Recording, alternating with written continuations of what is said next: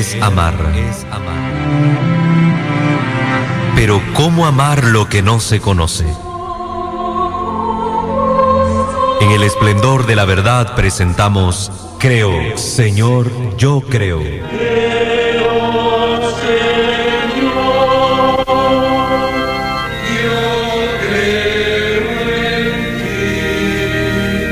Juntos profundicemos en cómo es la vivencia cotidiana de nuestra fe.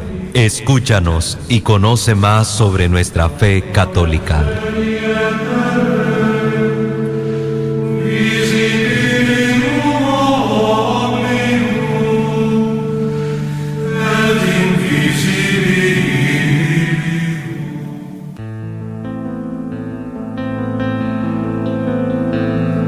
Ahora más que nunca. Queridos hermanos, vamos a comenzar nuestro programa de hoy continuando esta temática que hemos venido abordando a lo largo de este tiempo. Recuerden que estamos dedicando capítulos a tratar el tema de la Santísima Virgen María. El tema de la Santísima Virgen María. Ya hemos venido aclarando, ¿verdad?, que esta cita utilizada muchas veces en la defensa apologética de la Virgen del capítulo 12 del Apocalipsis, pues hemos aclarado que se trata del nuevo pueblo de Israel, figura de la Iglesia, y María también, al ser figura de la Iglesia, pues ya en una segunda instancia, en un segundo plano de lectura, podemos atribuirle este pasaje a María, pero no de manera directa, sino hasta comprender su símbolo, su simbología real, el significado de estos mismos. Hemos hablado también el lunes pasado acerca de nuestra Santísima Madre, tomando como fuente lo que el Catecismo de la Iglesia Católica aborda.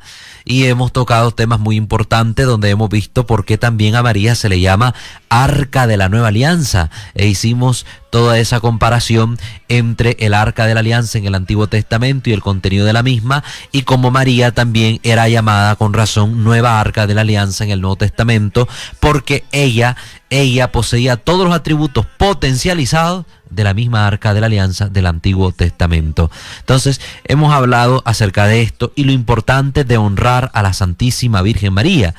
Ya hemos dicho que todo lo que se habla respecto a María tiene su razón y fundamento en Jesucristo. Si María es importante, si María es tan grande, si María es tan amada y es tan honrada dentro de la Iglesia por todos los que nos llamamos cristianos de verdad, es porque Jesús la ha honrado primero, porque Dios la ha honrado primero, y ella está en el puesto que Dios le ha querido dar. Yo no sé cómo podemos llenarnos la boca y hablando tanto de los grandes patriarcas del Antiguo Testamento, de la figura de Moisés, cómo es exaltado sobre todo por nuestros hermanos no católicos, y a una mujer que es más grande que Moisés y tiene un papel más fundamental y relevante en la historia de la Iglesia y de la humanidad, no la van a honrar y no la van a tratar con tan amor y tan aprecio que deberían hacerlo. Pero bueno, allá ellos y su conciencia con Dios. Hoy vamos a hablar acerca de el dogma de la Inmaculada Concepción. Este dogma tan importante para nosotros, para entender por qué a María nosotros los católicos le decimos que fue concebida sin mancha de pecado original. Este dogma, aunque fue declarado apenas en el siglo XIX por el Papa Pío IX, no implica que hasta ese momento María empezó a ser conocida como Inmaculada.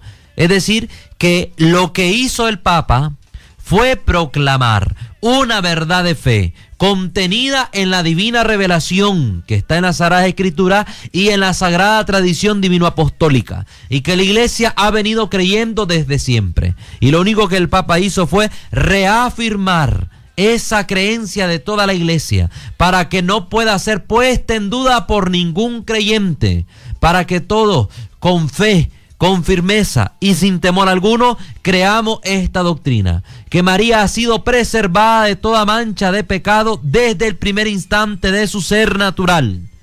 Es decir, que el Papa no ha inventado una doctrina de fe.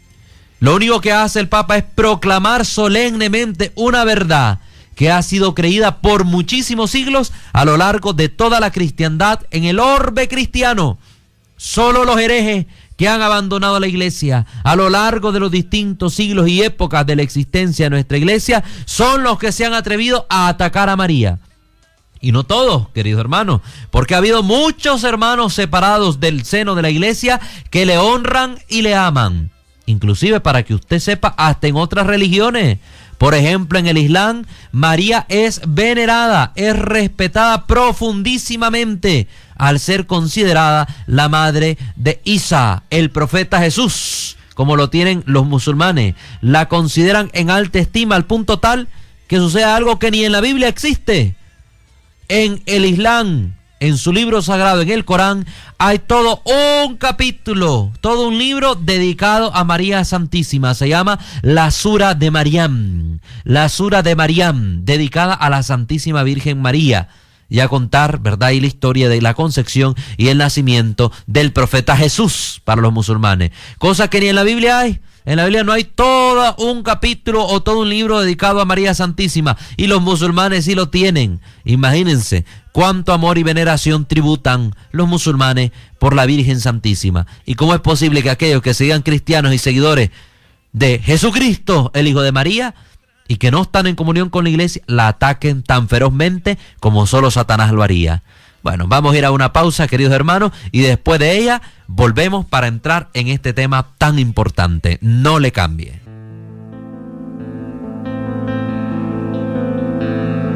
Ahora más que nunca y contra la opinión de tantos, entre voces de ultratumba y sus acordes camuflados. Bien, queridos hermanos, gracias por continuar con nosotros. Estamos tratando estos temas marianos, donde estamos haciendo de su conocimiento las razones por qué la Iglesia ha dicho que María es inmaculada. Inmaculada. Si tomamos el Catecismo de la Iglesia y nos vamos al numeral 490, vamos a encontrar qué dice la Iglesia en su magisterio respecto a este tema que estamos tratando. Y dice: para ser la madre del Salvador, María fue dotada por Dios con dones a la medida de una misión tan importante. Esto lo hace citando la Lumen Gentium, este documento del Concilio Vaticano II, en su numeral 56. Es decir, María fue revestida por Dios con unos dones singulares para que pudiera cumplir esta misión de ser la madre de Dios. De hecho, también nos dice el padre Jorge Loring en su libro acerca de la fe, este libro tan importantísimo que nosotros tenemos que tener, que es la Enciclopedia del Católico para Salvarte, ¿verdad? Dice: María es la criatura más excelsa salida de las manos de Dios. Podemos imaginarnos cómo será María, que es la mujer proyectada y realizada por un Dios omnipotente para ser su propia madre. Por eso fue dotada de tantas gracias y privilegios. Y ya en el siglo II, es decir, en el año 100 y pico, en el siglo II se decía: María, por encima de ti, solo Dios. Por debajo de ti, todo lo que no sea Dios. Imagínense qué frase más hermosa del siglo II. María, por encima de ti, solo Dios. Por debajo de ti, todo lo que no sea Dios. Imagínense qué importante el papel que a María se le ha reconocido desde el principio de la iglesia. Estamos hablando siglo II de nuestra iglesia, siglo II de la era cristiana.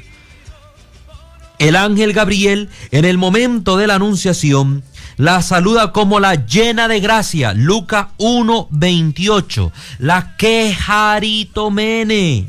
Esta palabra tan importante, ¿qué implica la quejaritomene? Bueno, vamos a tomar para entenderlo un poco mejor lo que dice el padre Daniel Gañón en su libro No Todo el que dice Señor, Señor, libro que ya ustedes conocen, que utilizamos en este programa. Hablando respecto a la Virgen, en el subtítulo Sin pecado concebido, dice el padre: leemos en Lucas 1:28 que Dios, por medio de Gabriel, llama a María muy favorecida, según el texto de la Reina Valera, la llena de gracia, según nuestros textos católicos, que en griego es quejaritomene, o la perfección de la gracia. Una traducción aproximada, porque este término quejaritomene no tiene una traducción exacta en nuestra lengua española. No hay una forma de poder expresar lo que esta palabra quiso decir. quiso decir, imagínense, así de profunda y grande es la alabanza con la cual Dios honra a María Santísima a través del ángel Gabriel. Tiemble, querido hermano, no católico, que imagínense, Dios Padre con semejantes palabras ha honrado a la Santísima Virgen María, y usted con la lengua que Dios le ha dado para alabarle, usted maldice a la Madre del Señor. Tiemble, querido hermano. La raíz de esta palabra es charis, que significa gracia. De hecho, la forma de la palabra en griego hace entender que María ya es perfeccionada en la gracia. Es decir, que esta palabra no indica que María va a ser llenada de gracia, sino que ya es llena de gracia, que en ella siempre ha estado la gracia, que la gracia está con ella y estará siempre con ella. Es decir, plenamente agraciada. Esto lo tenemos que entender porque es la palabra de Dios la que nos lo está diciendo. La palabra de Dios, y como dice San Pablo en la carta a los Filipenses, el pecado es incompatible con la gracia.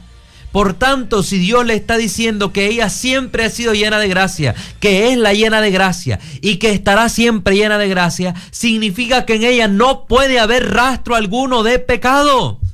¿Por qué razón? Por singular gracia de Dios, que como hemos leído el catecismo, preparó a María para ser su madre. Es decir, que ella es inmaculada en atención a Cristo. No por ella como criatura, sino en atención a Cristo nuestro Señor, que iba a nacer de sus entrañas purísimas. ¿Está entendiendo, hermano? A elevar, decir grandeza de María es en vista a la grandeza de nuestro Salvador. Ensalzar a María es ensalzarle en vista a la grandeza del que iba a nacer de ella. ¿Y quién nació de ella sino el Verbo encarnado? El mismo Jesús nuestro Señor. Por tanto, hablar de las perfecciones que Dios preparó en esta mujer es hablar de las grandezas aún mayores de aquel que iba a nacer de esta, que fue preparada con singular gracia. ¿Se imagina, hermano? Es que si solo lo entendemos así, es que podemos comprender mejor el papel de María. Si lo entendemos todo en vista a Cristo. En vista a Cristo nuestro Señor. Es increíble. Es increíble. Es decir, que en María no hay espacio en su alma y corazón para el pecado. La gracia se opone al pecado. Nótese que María es llena de gracia ya. No dice será llena de gracia. ¿Y cómo puede uno ser lleno de gracia? En ese momento entendamos esto. Si Jesús no había muerto todavía y somos pecadores desde nuestro nacimiento, que es la gran queja que oponen los protestantes. Porque dice la Escritura, por ejemplo, la misma carta de Romanos, por un solo hombre que pecó, todos fuimos constituidos pecadores. Y María tenía que estar sujeta a esta ley, dicen los protestantes. Pero si hacemos eso, estamos sujetando a la Madre del Señor, a aquella que iba a dar a luz al Inmaculado Cordero de Dios, la estamos haciendo también sucia. La estamos envolviendo, y entonces Dios preparó una vasija cualquiera, como dicen ellos, para hacer nacer a su Hijo. Esto no tiene lógica. Entonces, ¿qué pasa? María fue salvada por Jesús antes de que el hombre cayera en el pecado. Es decir, la liberó, la preservó por singular gracia de este pecado. La preservó. Como por ejemplo, cuando yo me doy cuenta, pongámosle, que en un lugar existe el peligro y yo evito que una persona vaya a ese peligro, yo ya la estoy salvando del peligro antes de que esa persona caiga en el peligro. Entonces, ¿qué estoy haciendo? La salvé evitándole que cayera en ese mal, aunque este mal exista como una realidad. ¿Qué fue lo que hizo Jesús? Fue precisamente salvar a María de este pecado, de caer en este pecado. Como una mujer, esposa de un evangélico, no un protestante, estaba dando en su testimonio: Dios me salvó de la droga, me salvó de la prostitución, me salvó de la cárcel.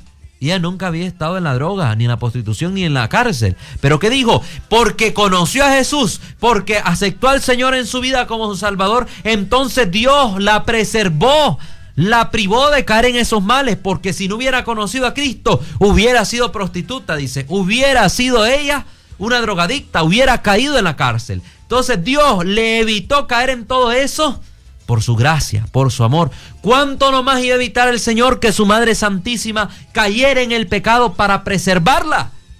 de esta mancha que la iba a ensuciar a esta que iba a ser la madre de su hijo. Y vamos a explicar, vamos a dar otras razones de mayor peso. Jesús la ha salvado. Nunca hemos dicho que María no fue salvada por Jesús. De hecho, ella proclama a Dios como su Salvador. Se alegra mi alma en Dios, mi Salvador. Ella reconoce que ha sido salvada por Dios, pero la forma en que fue salvada fue una forma singular, distinta a la nuestra, porque nosotros caímos en el pecado y tuvimos necesidad de la sangre de Cristo para limpiarnos de ese pecado. Pero Jesús preservó a su madre del pecado con un poder singular. ¿Con cuál poder? Con el mismo poder con que creó a Adán y Eva libres de pecado. Porque ¿qué pastor protestante o qué persona se va a atrever a decirme que Dios no creó a Adán y Eva sin pecado? Si la misma Escritura lo dice, que Adán y Eva estaban en la gracia de Dios, habían sido creados sin pecado. Y también la salvación de Cristo se aplica a ellos. También la gracia de Cristo se aplica a ellos, como se aplicó también a todos los antiguos padres que estaban también condenados por el pecado y que habían muerto antes de Cristo. También la salvación de Cristo se aplicó en el pasado a ellos, porque lo que Cristo hizo tuvo un valor eterno. El sacrificio de Cristo, al ser hecho por Dios, y Dios es eterno, tiene un valor eterno, y por eso es aplicable a toda la criatura, antes de Cristo, con Cristo en el tiempo en que Él estaba, y después de Cristo, todos nosotros, por el valor eterno de la acción salvífica de Cristo. Entonces, hemos entendido que Dios, por su poder y su gracia, pudo crear a Adán y Eva sin pecado. Igualmente, pudo crear a la Santísima Virgen María sin pecado, preservándola para ser la madre de su Hijo Santísimo. Vamos a una pausa y volvemos, que si no, me emociono demasiado.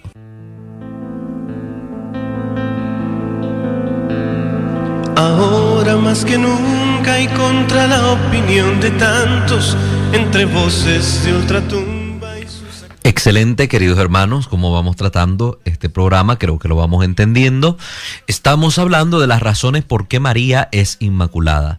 Y todo lo estamos diciendo es en relación a Cristo. Dios la ha dotado de singulares gracias en atención a nuestro Señor Jesucristo, en vista al Redentor del género humano. Y hemos dicho que para Dios no es imposible haber preservado a María del pecado, porque así como pudo crear a Adán y Eva libre de toda mancha, de pecado alguno, en estado de gracia original, igual pudo crear a María Santísima y preservarla. ¿Que acaso no decimos que Dios es todopoderoso? ¿No creemos en su omnipotencia? ¿No confesamos con la misma Virgen María que para Dios no hay nada imposible? Y entonces, ¿por qué vemos un Dios impotente? ¿Por qué tenemos que hacernos en nuestra mente la figura de un Dios impotente que no pudo preservar a María libre de toda mancha? Además, la Biblia lo confesaba como una promesa. ¿Cómo que por una promesa? Claro que sí. Vayámonos al Génesis. Vamos ahora a entrar en esto del Génesis. Miremos lo importante del Génesis. En la Escritura, los padres han visto dos figuras de María. Figura es algo que representaba algo venidero. Un tipo, ¿verdad? Era algo que figuraba lo que había de venir. Entonces vemos que San Pablo habla de Adán como un tipo de Cristo. En Romanos capítulo 5, versículo 12. Y se habla de que Jesús es el nuevo Adán, el verdadero Adán, el principio. Por eso dice la Escritura, Él es el primogénito de entre los muertos, el primero entre todos los hermanos. Porque ahora el primero es Cristo, ya no es Adán, el viejo Adán, el hombre que pecó, que cayó bajo el dominio de Satanás. Ahora es Jesucristo, el verdadero Adán, el primer hombre que ha renovado nuestra naturaleza, tomándola para sí y redimiéndola en la cruz del Calvario. Y hace toda una bella comparación San Pablo en Romanos 5:12 y siguiente, que la pueden leer. Igualmente tenemos dos tipos de María en el Génesis. El primer tipo es la tierra. Dice la Escritura que Dios formó al hombre de la tierra.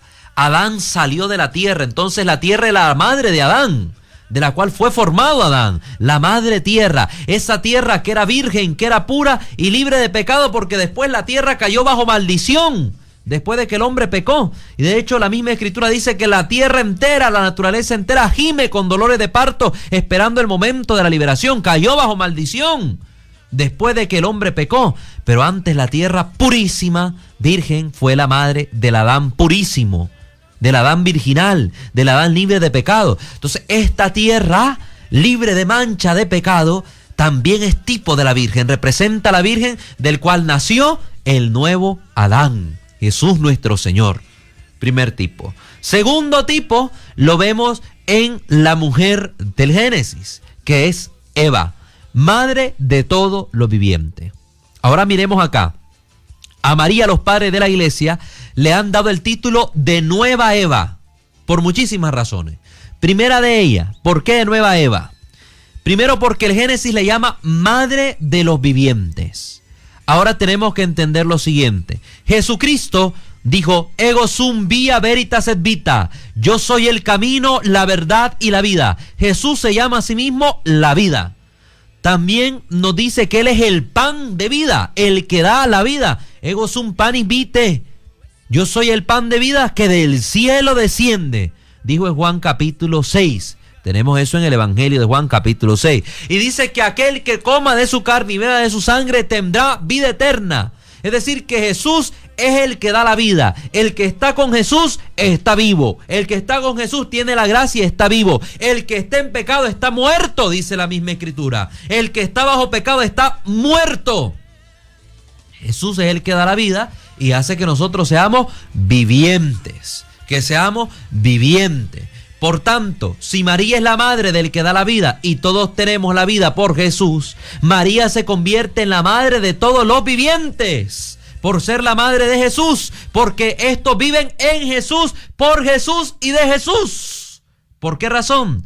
Porque Jesús, al redimirnos a todos, nos invita a unirnos al misterio de su redención por medio del bautismo. Y por medio del bautismo nosotros formamos parte del cuerpo de Cristo, como lo dice San Pablo en la primera carta a los Corintios. Y dice el mismo Pablo, Cristo es la cabeza, la iglesia es el cuerpo. Por tanto, si María es madre de Cristo, que es la cabeza, María no puede ser madre de un cuerpo decapitado. Es madre del cuerpo completo y por tanto María es nuestra madre, madre de todos los que viven por la gracia, por la fe, por Cristo. Por eso María es la nueva Eva. ¿Y por qué es importante conocer a María como la nueva Eva? Porque con esta Eva hay una promesa. ¿Cuál es esta promesa? Si nosotros nos vamos a Génesis capítulo 3, cuando el Señor busca en el jardín del Edén a sus criaturas, a sus hijos, a Adán y Eva, y estos se habían escondido, el Señor les dice, ¿por qué se esconden? ¿Acaso han comido del árbol que les prohibí comer? Y ya sale el famoso discurso de echarle la culpa al otro, como siempre aprendemos. Y viene Adán y responde primero, es que la mujer que me diste por compañera me dio del fruto y yo comí. Lavándose las manos, tal cual un Poncio Pilato. Yo comí, la culpa la tiene Eva. Bueno, pues dice el Señor, vamos a ver qué dice Eva a su favor. A ver, Eva, ¿qué pasó? Y viene Eva y también se lava las manos y le tira la pedrada ahora a la serpiente. Bueno, es que yo estaba por ahí, por el jardín, y vino la serpiente, me dijo, me habló, me engañó y yo comí. Y comió.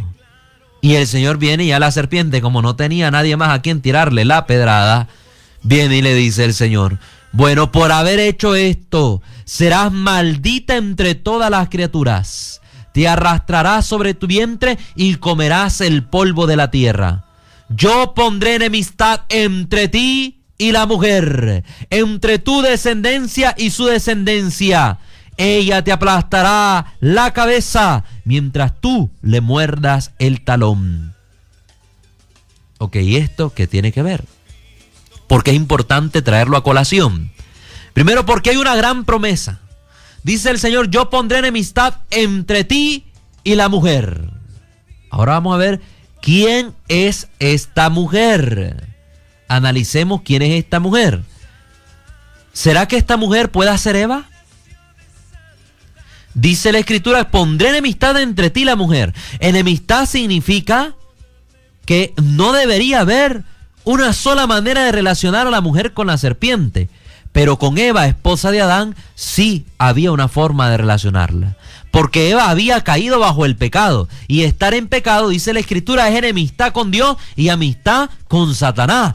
amistad con el mal. Si Eva pecó, significa que Eva estaba bajo pecado, estaba en amistad con Satanás, en amistad con la serpiente. Entonces, esta palabra que Dios estaba diciendo, pondré enemistad entre ti y la mujer, diciéndoselo a la serpiente, no podía referirse a Eva, porque ya Eva era amiga de la serpiente por estar bajo el pecado. ¿Qué significaba esto? ¿Qué significaba esto?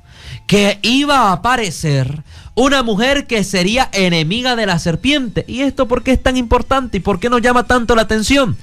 A este pasaje del Génesis se le ha llamado entre los exégetas como el protoevangelio, es decir, la primera buena noticia.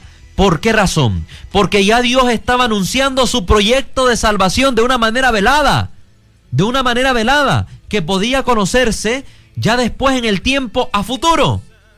Hablaba de una enemistad entre la serpiente, de una enemistad entre la descendencia de la mujer y la descendencia de la serpiente, que esta descendencia aplastaría la cabeza de la serpiente. Ahora yo les pregunto lo siguiente: si nosotros identificando ya en un segundo plano de lectura la serpiente con Satanás, digo en un segundo plano porque en el Génesis la serpiente no representaba a Satanás, en el Antiguo Testamento estaba representando otra cosa, pero ya nosotros como cristianos que somos, que entendemos desde la óptica cristiana que realmente el enemigo estaba actuando desde el principio, vemos que Satanás elabora sus planes. ¿Cuáles fueron sus planes? Hacer caer al hombre en desgracia. Los volvió enemigos de Dios. Hizo pecar a Eva, hizo pecar a Adán, los convirtió en enemigos de Dios. Los planes de Satanás eran enemistar al hombre con Dios. Ahora ya les pregunto, ¿quién es el que destruye los planes de la serpiente? ¿Quién destruyó los planes de Satanás? Los planes de Satanás los destruyó Cristo en la cruz del Calvario, redimiéndonos con su sangre, con su carne, devolviéndonos la amistad con Dios. Ahora vayamos a analizar lo que está ahí figurado en el texto que hemos dicho. Yo pondré enemistad entre ti y la mujer, entre su descendencia y tu descendencia. Su descendencia te aplastará la cabeza. Ok. En la cabeza están representados los planes. El hombre ahí es donde realiza sus planes, ahí es donde se maquina. La cabeza está refiriéndose a la parte racional. Satanás es un ser racional. ¿Quién destruye los planes de Satanás? Jesucristo. Es decir, Jesucristo ha aplastado la cabeza de Satanás, la cabeza de la serpiente, queridos hermanos. Él es el vencedor de la serpiente. Ahora, si Jesús es la descendencia que aplasta la cabeza de la serpiente, ¿quién es la madre de esta descendencia? Esa mujer de la que habla el libro de Génesis. Ninguna otra puede ser sino María, la Virgen. María. Y por tanto, si leemos desde esta óptica lo que dice el Génesis, dice: yo pondré enemistad entre ti, Satanás, y María. Entre la descendencia de María, es decir, Jesús, y tu descendencia. Y Jesús te aplastará la cabeza, destruirá tus planes. María es la mujer de la promesa que sale en el Génesis como buena noticia para toda la humanidad. Y vamos a entenderlo más después de esta pausa. Ahora más que nunca y contra la opinión de tantos. Bien, queridos hermanos, estamos continuando este programa ya en su último bloque y estamos aclarando por qué María es inmaculada. Y estamos refiriéndonos ahora a la promesa que aparece en el protoevangelio contenido en el Génesis capítulo 3. Y hemos dicho que Jesús es la descendencia de esta mujer que aplasta la cabeza de la serpiente, es decir, que destruye los planes de Satanás. Jesús nos devolvió en el misterio de la redención, clavado en la cruz del Calvario con su sangre y con su cuerpo, nos devolvió la amistad con Dios. Por tanto, Él es la descendencia que aplasta la cabeza de la serpiente, y la mujer que ha dado a luz a esta descendencia es María.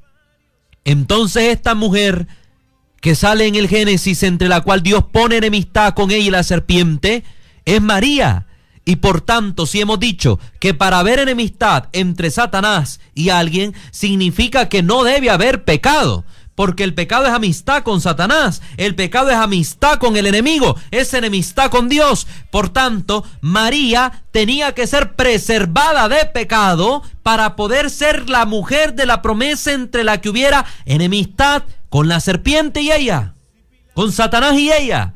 Por tanto, María es la inmaculada, es la libre de pecado. Si María en algún solo momento de su vida hubiese cometido el más pequeño de los pecados, el más pequeño del pecado venial existente, ella hubiera entrado en amistad con Satanás y no pudiera ser la madre de la promesa de aquella descendencia que destruiría los planes de Satanás. Hemos explicado que para Dios no hay nada imposible, y si creó a Eva libre de pecado, también a María la creó de esta manera y la preservó para ser la madre de su hijo, y ya él mismo la prometía en estas palabras del Génesis: pondré enemistad entre ti y la mujer, entre tu descendencia y su descendencia.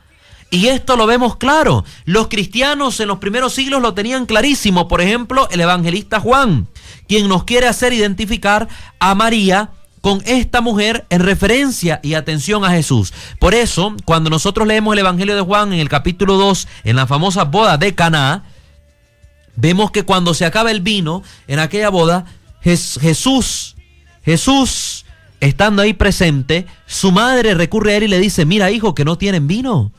¿Y cuál es la respuesta de Jesús? Le dice Jesús: ¿qué tienes tú conmigo, mujer, si no ha llegado mi hora? Y le llama mujer no de una manera despectiva, como lo hacen ver nuestros hermanos separados, que le digo mujer como una cualquiera, quítate, estorbá. No, porque si Jesús le hubiera dicho así, no tendría lógica la secuencia del Evangelio, donde vemos a Jesús haciéndole caso a María y convirtiendo el agua en vino. Si le hubiera despreciado, le hubiera dicho: yo nada tengo que ver contigo, quítate, estás loca, no me molesté, y no hubiera realizado el milagro. Sin embargo, vemos que realiza el milagro. Entonces, ¿por qué el evangelista utiliza el término mujer? Precisamente para hacernos referencia a lo que dice el Génesis.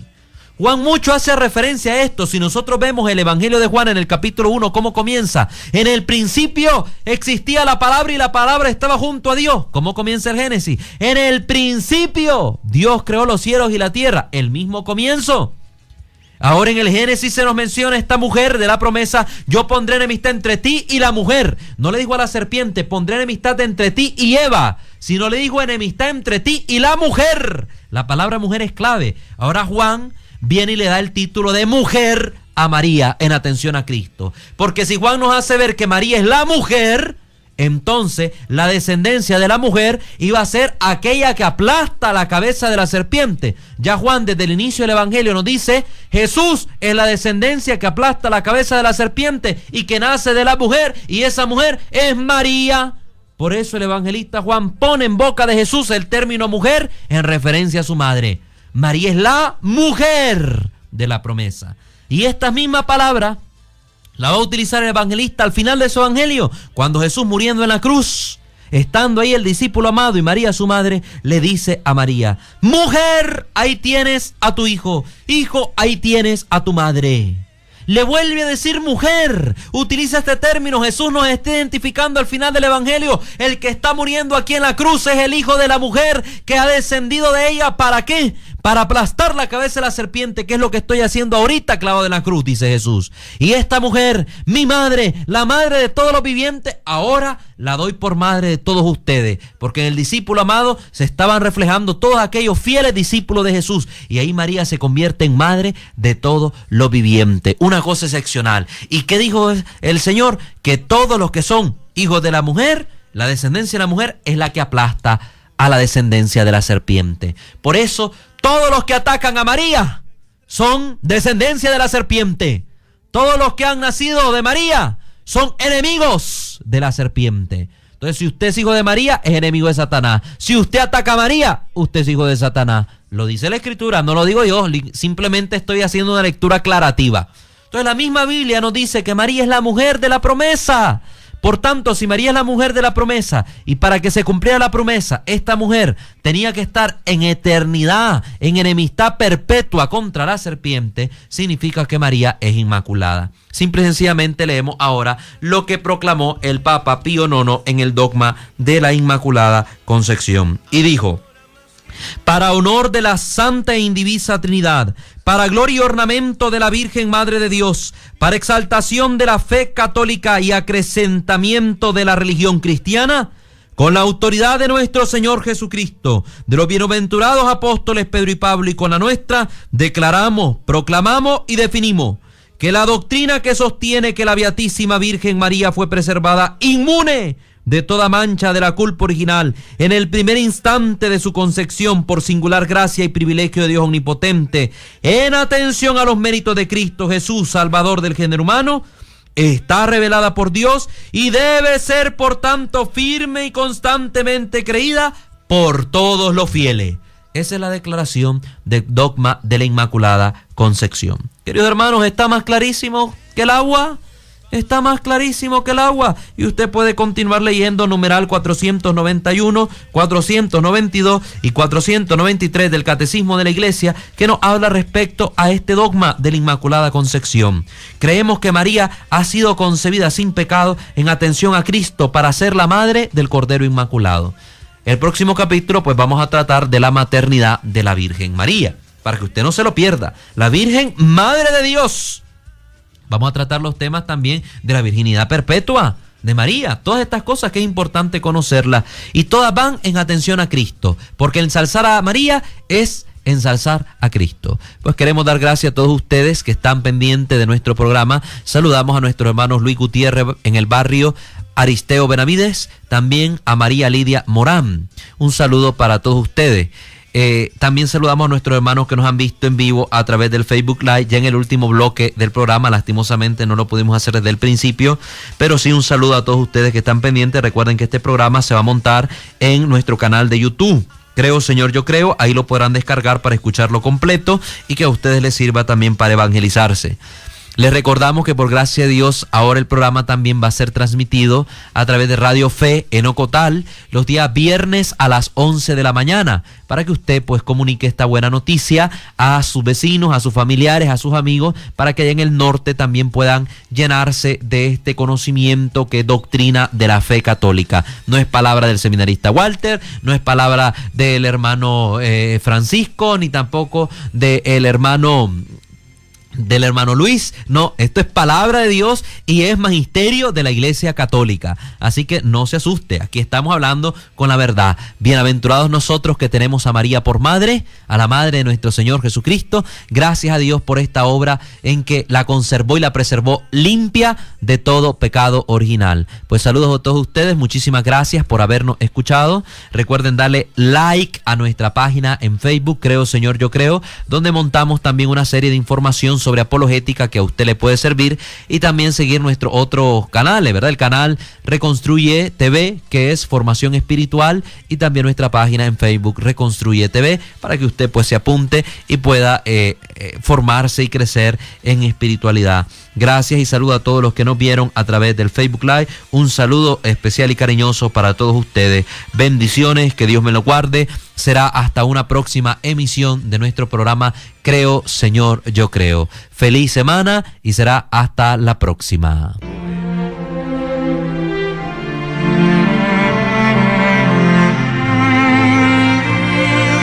Creer es amar. Pero ¿cómo amar lo que no se conoce? En el esplendor de la verdad hemos presentado Creo, Señor, Yo Creo.